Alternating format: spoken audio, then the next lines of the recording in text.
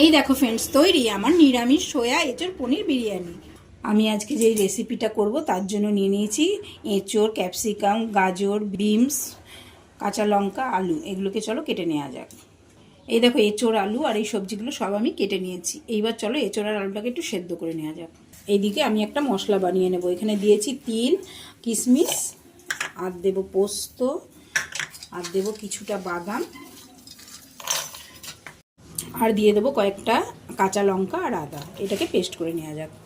এইদিকে তেল গরম হয়ে গেছে, আমি তেলের মধ্যে দিয়ে দেবো কিছু ক্যাপসিকাম কুচি। এইবার দিয়ে দেবো আগে থেকে ভিজিয়ে রাখা সোয়াবিন, আর দিয়ে দেবো সেদ্ধ করে রাখা আলু আর এঁচড়গুলো। দিয়ে এগুলোকে ভালো করে ভাজবো। এইবার দিয়ে দেবো নুন আর হলুদ দিয়ে এটাকে ভালো করে ভাজবো। এটা খুব ভালো করে ভাজা হয়ে গেছে। এইবার আমি দিয়ে দেবো আগে থেকে করে রাখা মশলাটা দিয়ে এটাকে ভালো করে কষে নেব। এইবার টেস্টটাকে ব্যালেন্স করার জন্য দিয়ে দেবো কিছুটা পরিমাণ চিনি। এটা ভালো করে কষানো হয়ে গেছে। আমি এর মধ্যে দিয়ে দেবো সামান্য পরিমাণ জল। এটা যেহেতু আগে থাকতে সেদ্ধ করা আছে তাই আমি বেশি জল দেবো না, সামান্য জল দিয়ে এটাকে পুরো শুকিয়ে নেব।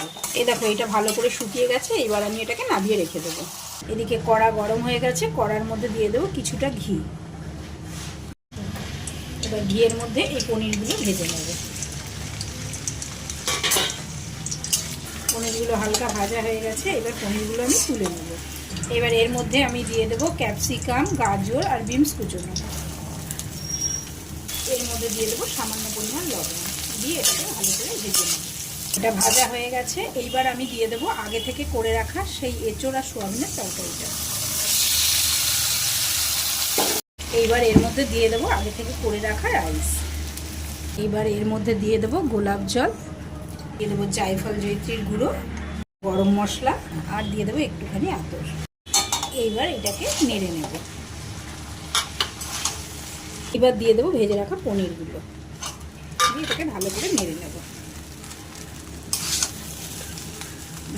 অল্প একটু ঘি ছড়িয়ে দেবো।